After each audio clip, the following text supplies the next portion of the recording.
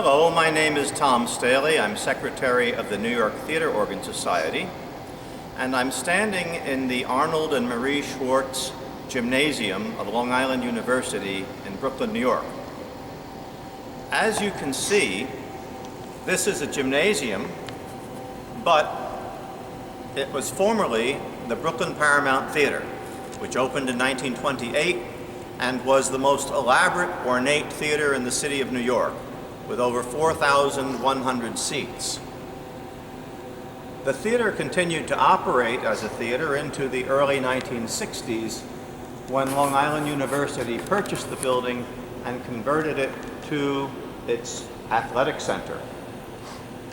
As you can see, much of the ornate original plaster work can still be seen up along the ceiling and over the proscenium. And just from what's remaining now, you get an idea of how ornate this building was when it was a theater. Like all the theaters built in the 1920s, it also included a theater pipe organ. And the Paramount had a 4-manual, 26-rank Mighty Wurlitzer theater pipe organ, which is still here. The university has insisted that the organ remain in place and that it be maintained regularly. I am part of a crew of 4 volunteers from the New York Theater Organ Society who work to maintain the organ and keep it in good working condition. I'm now sitting right on top of the original 4-manual Wurlitzer console, exactly where the Wurlitzer company installed it in 1928. There's a plate on the floor, a trap door that covers it so that it can be used as a gym floor. But when the plate is removed, the organ console rises and the organ is playable. So here goes.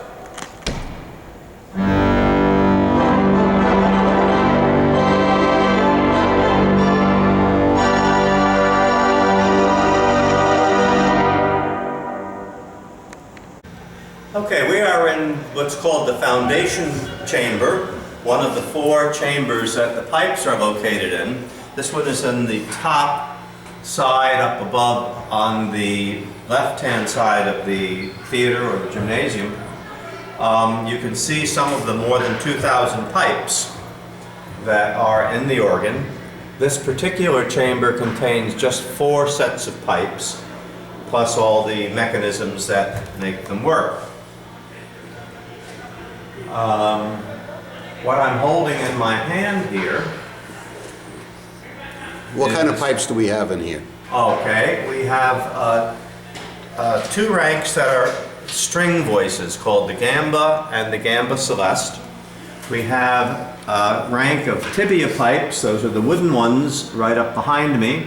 The Tibia is the foundation rank that in the theater organ. And we have a set of pipes that is a diapason, which is a standard pipe that you'd find in either a church or a theater organ.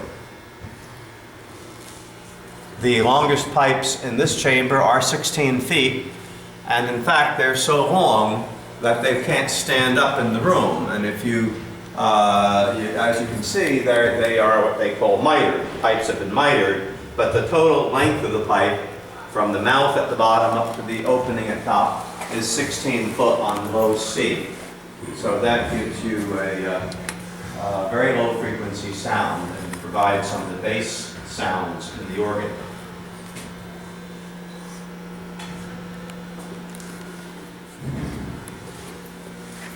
These wooden things that I'm moving are called swell shades or swell shutters, and they are controlled by a pedal on the organ console that looks like a big gas pedal on your car, and they open and close to allow the sound from inside the organ chamber out into the auditorium. And every one of the chambers has several sets of these to allow the sound to pass out into the auditorium. So that's your volume control? That's how you control the volume. The pipes always speak at the same volume. The loudness is always the same, but the volume is controlled in the room by opening and closing the shutters and letting the sound out into the room. This small device that I have in my hand is an electromagnet. And this is one of the main components of the electro-pneumatic pipe organ, such as this one. There is one of these magnets for each pipe, which means there are more than 2,000 of them in the chests. There is one for every mechanism in the organ. The console alone has more than 500 of these in it. And it's a small electromagnet. It operates on DC voltage, 10, 12 volts. And we have to make that. We have Yes. to. Yeah, there's a power supply that provides the DC voltage to it. When you play a note or play a control, the magnet is activated. It pulls a little round disc up to it called an armature, and that allows the wind to pass out. It allows the leather valves inside the organ to open and the wind to get up into the pipes and cause them to play. Well, we're now in the main chamber, and that is the one underneath the one we were in a moment ago. This has more pipes in it than the other. It includes a tuba, some of which you can see behind me, several ranks of string voices, a rank called the vox humana, which is supposed to imitate the sound of a chorus singing. And I believe there are, if I'm not mistaken, I think there are 6 or 7, I think there are 7 ranks of pipes in this chamber. This is on the lower side of the left side of the auditorium. Okay, now we are in the basement in the blower room, and behind me is the turbine, Spencer blower, that provides the wind pressure for the organ. All of this is original equipment.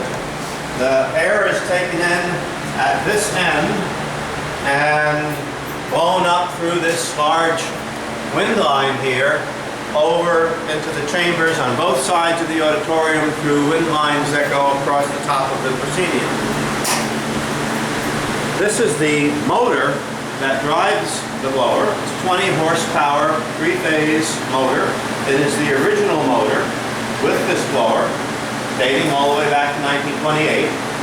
And the reason why you see that we have some fans blowing on it is to keep it from overheating and to prevent thermal breakdown, but it's a very old motor. It's controlled from a switch upstairs in the blower room, in the relay room. So what we're going to do now is call upstairs and have it turned on. Are you ready? Okay, Jesse, turn on the blower, please. Copy that.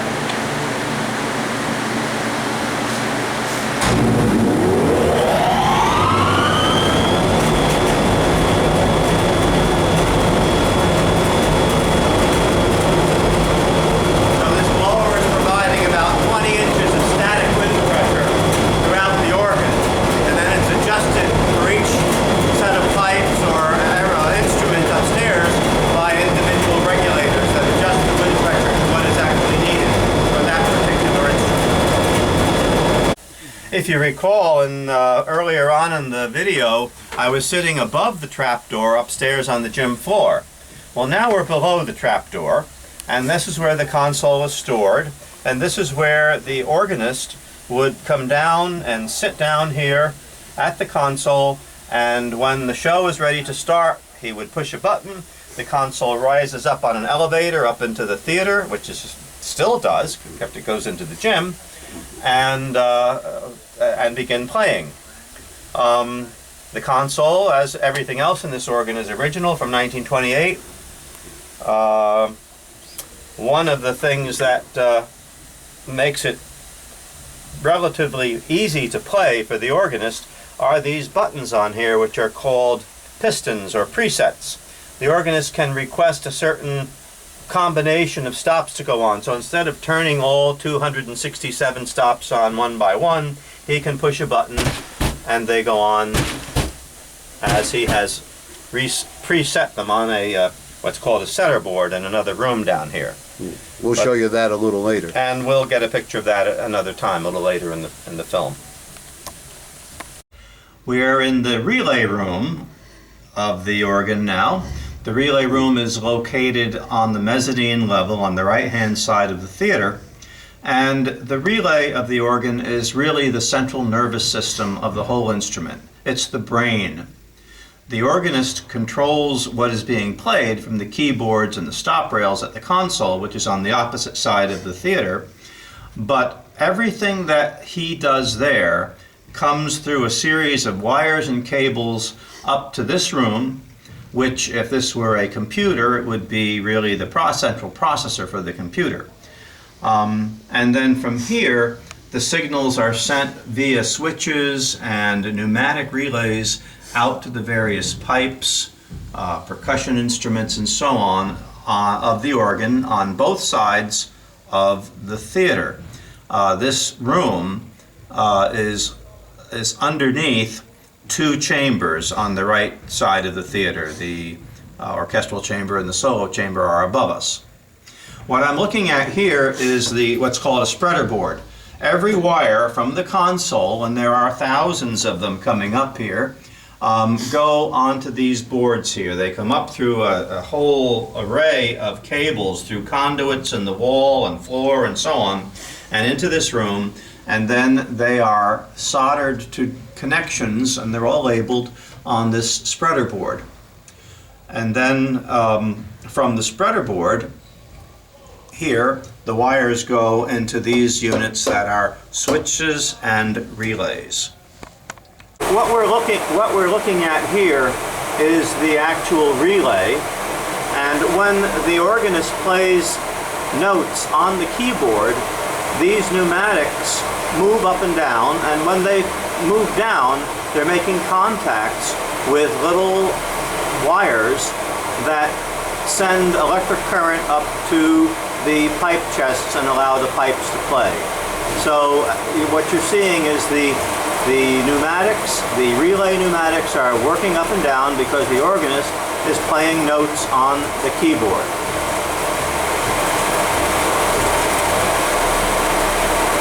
All right, now we're looking at the switch stack.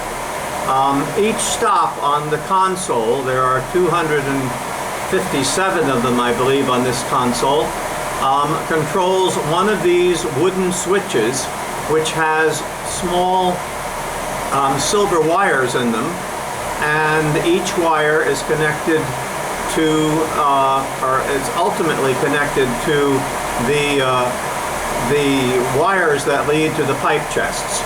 Now, when the organist turns a stop on, the switch engages, as you can see happening now.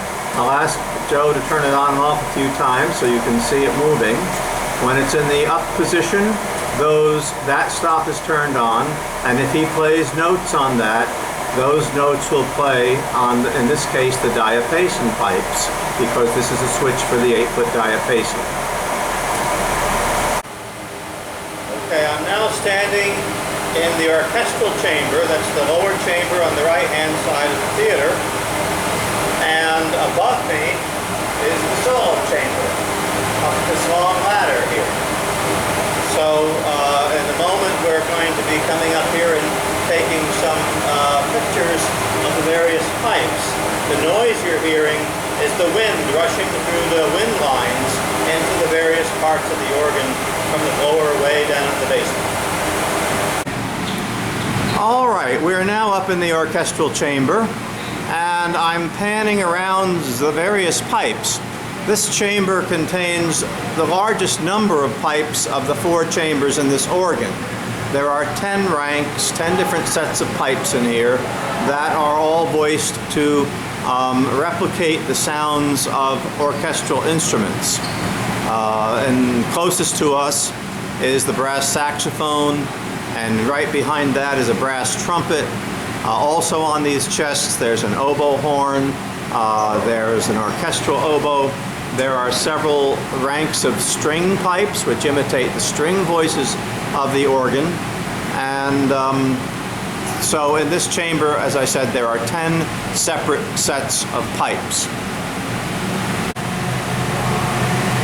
The orchestral chamber also includes an upright piano, The keys don't move when the organist is playing it from the keyboard, but the piano certainly plays.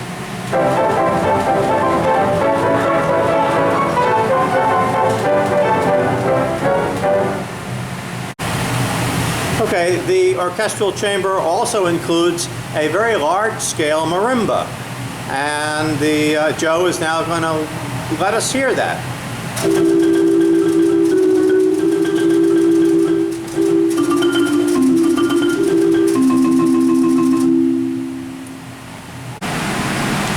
As with all the organ chambers, there are swell shades along the openings of the organ out to the auditorium, which allows the volume to be controlled. And the same is true in this orchestral chamber.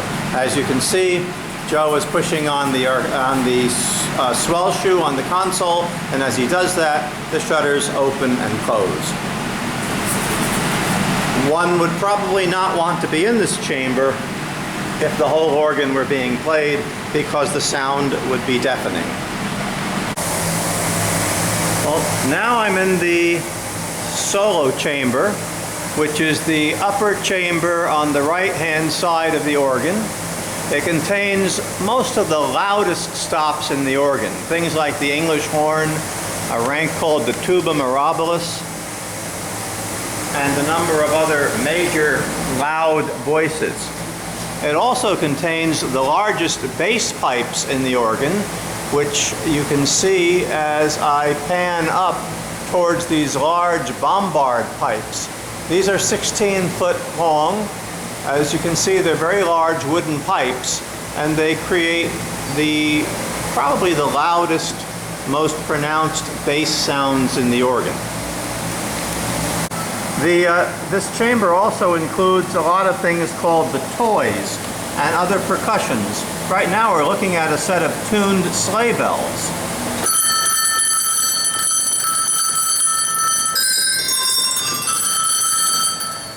And they are real sleigh bells played from the keyboard.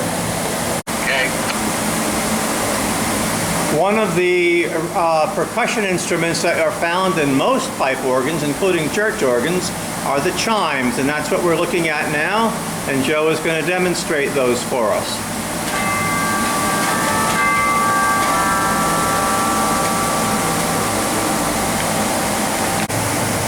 All right, we're looking at the various percussion instruments in the organ now. I should say not percussion, but trap instruments, traps. And these are things like drums and cymbals, castanets, tambourines, there's a triangle. There's a whole variety of things, plus some things that they call toys, like wood blocks and horse hoofs and things of that sort. So we're just going to kind of demonstrate some of these for you as we pan this section of the organ.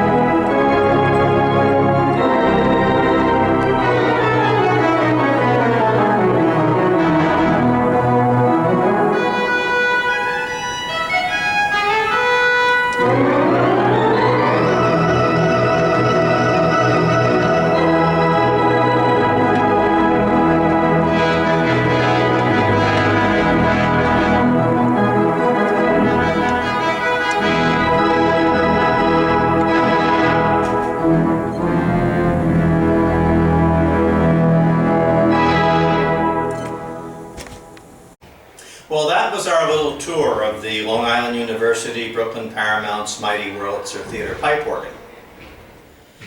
Back in the days of the silent movies in the 1920s, there were literally hundreds of these instruments in theaters throughout the city in all 5 boroughs. Most of them were smaller than this one, some were larger, but they were all used to accompany the films and provide the sound for the silence. It's now 2013, and out of all of those instruments, there are only 2 working theater organs in the whole city of New York. This one is all original, and the other is at Radio City Music Hall, and that one is not original anymore, but it's working, and like I said, there's only 2. Now, there are very few of these original. When I say original, I mean that the pipe work, the chest work, and all of the electrical connections are the way Wurlitzer installed them. There are several of these around the country, but very few of them that are still in their original condition, such as this one is. Hi, I'm Joe Amato. I'm crew chief here, in charge of this group, and we're all volunteers here at LIU Brooklyn, keeping the 426 Wurlitzer in good repair. Right now I'd like to introduce my guys. We've got John, Danny, Jesse, and of course you know Tom, who's been your tour guide through this giant instrument. We'd like to thank you for watching this video, and we'd also like to thank the president of Long Island University, Dr. Steinberg, his staff, the staff and maintenance people here, and the faculty at LIU Brooklyn. And if you'd like to know more about us and what we do here in the southern portion of New York State, just look us up on the web at www.nytos.org, and you can get more information about the other organs that we take care of in other parts of New York State. If you can't make it here to see one of our performances, and you live in another part of the country, or you're going to be visiting another part of the country, check out atos.org. That's our parent organization, the American Theater Organ Society. Thanks for watching.